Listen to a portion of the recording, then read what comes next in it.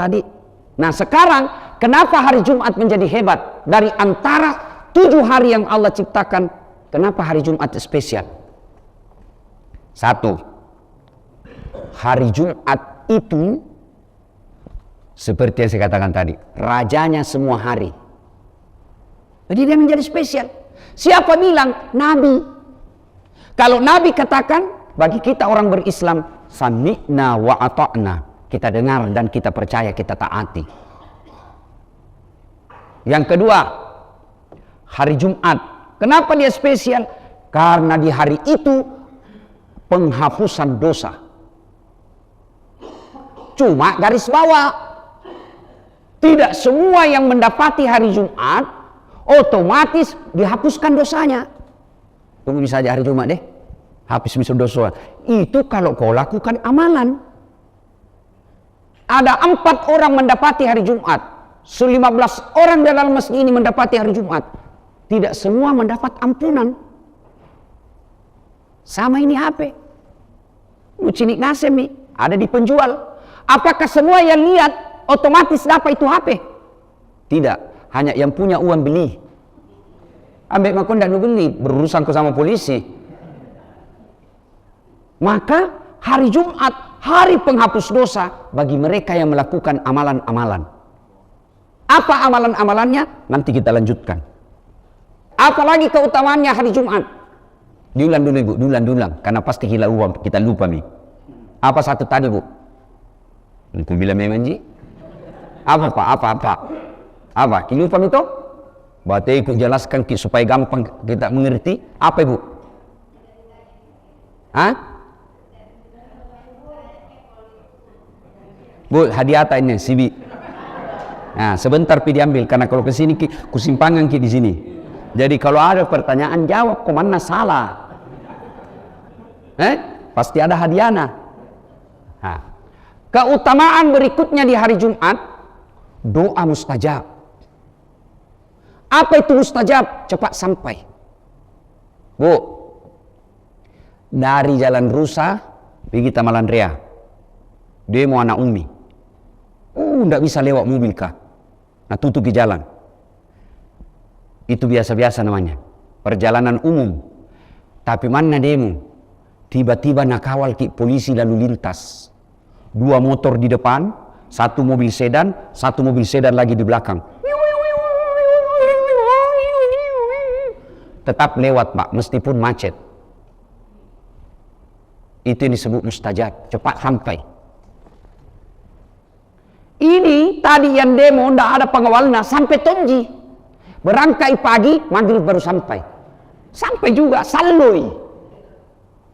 Di hari Senin, Selasa, Rabu lebih mustajab hari Jumat daripada hari-hari yang lain.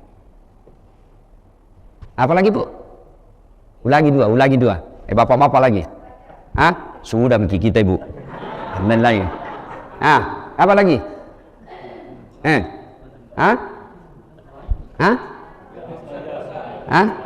Oh sama-sama, angkat kaki tangan dulu, ndak jadi nih. Makanya siaga ki, tuh kawan muda, masa ku mau, dulu. Allahu Akbar. Saya kalau lihat ada begini pak, senang saya. Insya Allah masa depan Islam ada di Jalan Rusa. Ya, penghafal, masya Allah. Ya. Jadi sebelum saya lupa, ibu-ibu kamu mau semua jadi anak tak penghafal tuh, tapi ternyata anak tak tidak bisa menghafal, tumpul di otaknya. Apa ibu masih punya harapan punya anak penghafal Quran? Masih. Dengan cara apa? Tidak bisa makin hamil karena 50 murtad. Ya toh? Tidak mungkin biar setel bagaimana susah mi. Itu? Kecuali Allah berkehendak. Lalu bagaimana caranya ibu? Biaya itu anak penghafal sama anak itu.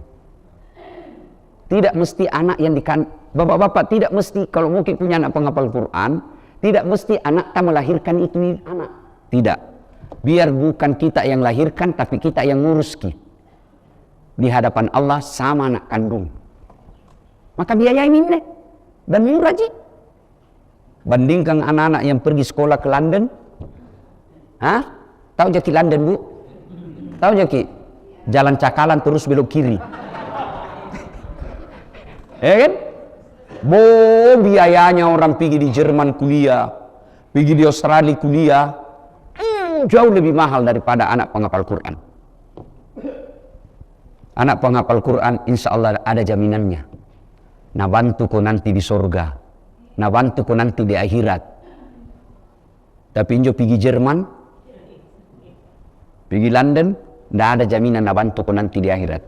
Sampai di sana malah kabur agamanya, karena banyak orang-orang non muslim na temani bergaul, malah tidak pernah sembahyang. Mate lalang injo doetmu. Tena guna-gunana. Nah karena itu aja gue nah ustaz. Ngapa saya najago aku mau bahasa Inggris nah ustaz lancar. Kenapa mi kalau pintar di bahasa Inggris? Berdoa pakai bahasa Inggris. Oh my god. Talekan. Tena aja make Makassar tonji. Ya toh ibu? Ah maka ongkosin jo. Ustaz berapa sih satu hari ongkos itu nak penghafal Quran? 50.000. Mau tau nggak anak kenong 50.000, tapi 10.000 juga bisa jadi ibu yang 50.000, ibu yang 10.000 jauh lebih mulia yang 50.000. Kenapa? Karena orang kaya baginya 50.000 enteng, ibu yang 10.000 itu kita kasih keluar uang balanjata satu hari. Dan itu amal adil, tidak lihat besarnya, lihat pengaruhnya dalam hidup ini. Menyumbang 10 juta. Bukan, belum tentu dia lebih banyak pahalanya daripada bapak-bapak yang menyumbang 100.000. 100.000 bagi bapak itu pengaruh dalam makannya 24 jam. Tapi bagi orang kaya 10 juta pembeli pulsanya gitu. Apalagi uang pilkada. Batu misalnya masjid ini sumbangan. Rokok dicoblos. Sudah kau janji orang baru tidak dicoblos. Nah itulah beberapa keistimewaan dan keutamaan sholat hari Jumat. Ya, sama itu tadi itu. Kenapa ini menjadi spesial?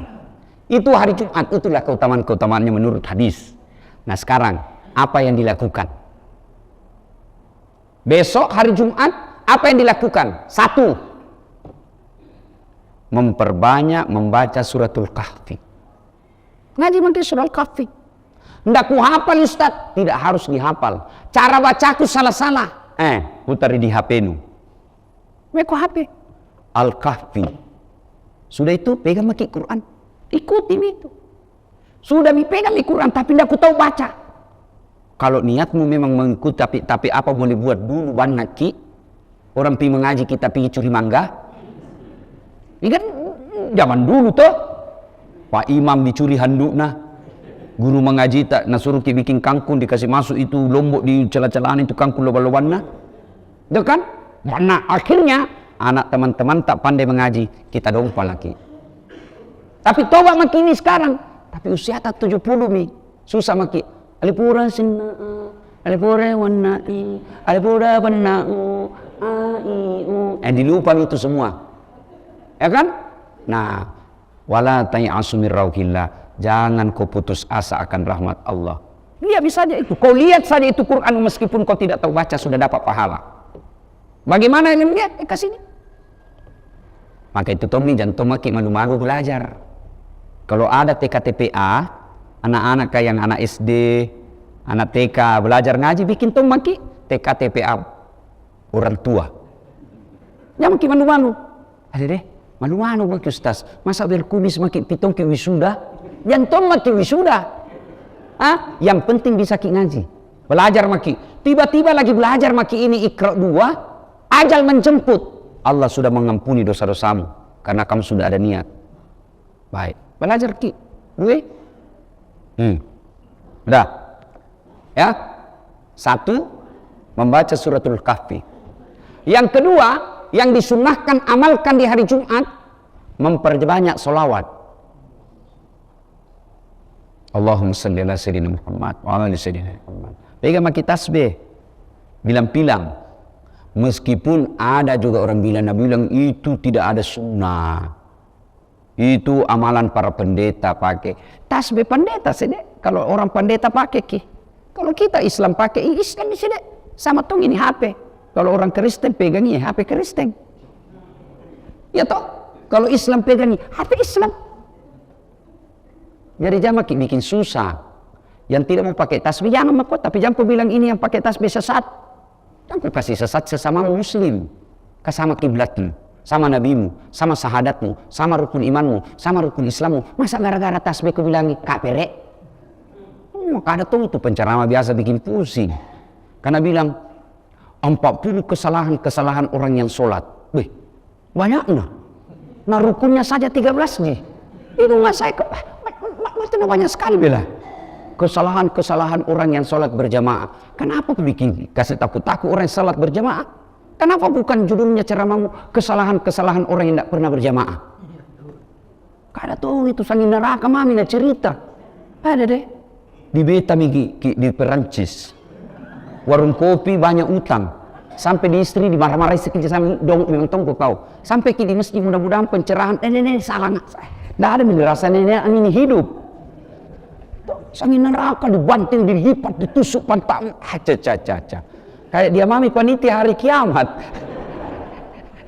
Ya kan? Nah, ibu kalau pegang tasbih, kan itu termotivasi ki.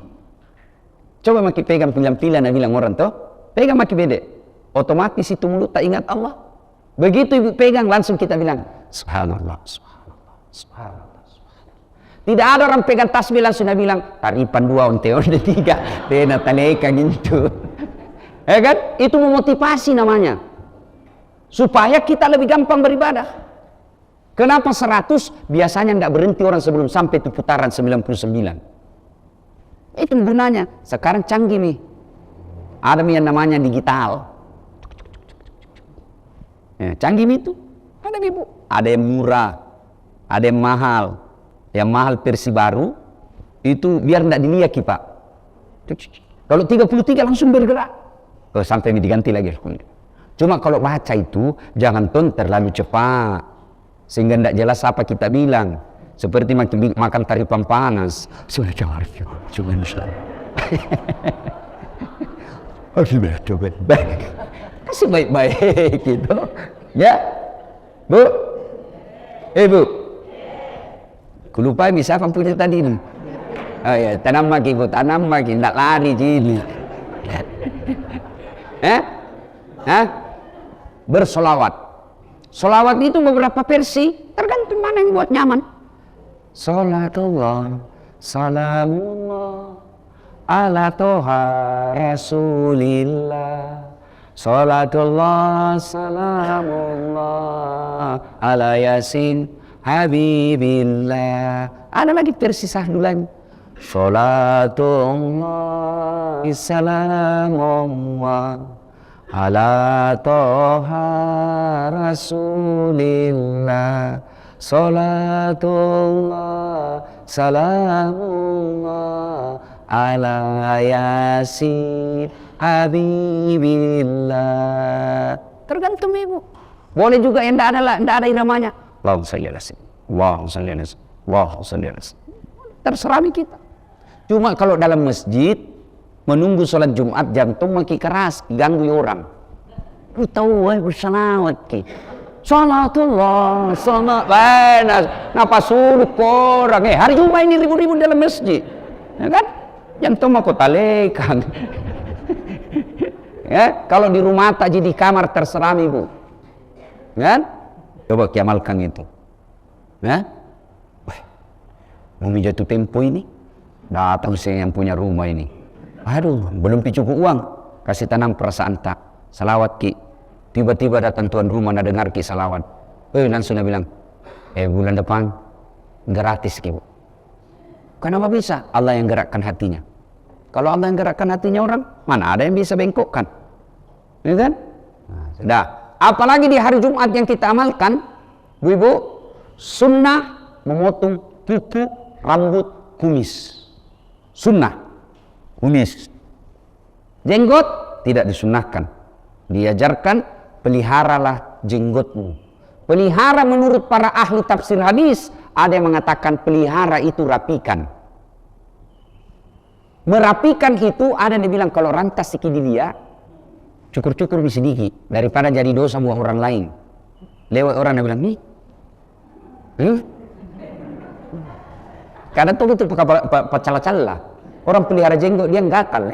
Urusan orang. Nah karena ini, jenggot Pancasila, urusan orang. Kenapa kah? Ada orang pacala-cala begitu Pak. Tetangga anak kodona pelihara jenggot, nah kamu dibilang sunnah. Dia nak calat terus. Akhirnya apa? Ketika ngidam, nggak bisa tenang, nggak bisa tidur kalau nggak pegang jenggot na tetanggana. Jadi kalau mau tidur datang bisa di suaminya Pak. Jenggot dulu kodona. Jadi apa cala-cala? Urusannya orang. Kita juga yang pelihara jenggot, jangan maki calai teman tak yang tidak pelihara jenggot. Kan? Namanya pelihara jenggot itu sunnah. Apa itu sunnah? Bukan wajib. Apa itu bukan wajib? Berarti kalau tidak diamalkan tidak berdosa. Maka jantung mati lagi orang tidak pakai jenggot seperti saya. Dan sunnah bilang nah, ustaz tidak sunnah. Aku bilang kenapa? Aku bilang ustaz tidak sunnah. Dia bilang tidak ada jenggot no. Mau dia apa kalau tidak mau tumbuh? Susah. Kan banyak nih sunnah yang lain. So, adik-adikku yang baru belajar sunnah, baru belajar agama, sunnah itu anjuran, bukan wajib. Jadi kalau kau sudah anggap wajib, salah aku itu, karena itu sunnah. Salah aku belajar agama kalau begitu. Ya, disunnahkan memotong kuku. Tidak ada gunting kuku tidak apa Ustaz? Itu kita waktu tak kecil dulu. Kalau mau maki pemeriksaan kuku, dulu waktu tak kecil kan diperiksa tu kuku kalau mau masuk pintu hari Jumat, baris dulu. Datang itu bu guru tak pakai mistar, bolobas. Tahu jadi bolobas toh? Oh, kotor kukuna. Mau maki dapat ini baik. Kau yang kuku dan tidak ada bigu, tidak ada silet terpaksa. Iya toh, zaman tak dulu kecil. Sekarang betul-betul orang yang malas yang tidak bisa peliharanya. Ya, sudah.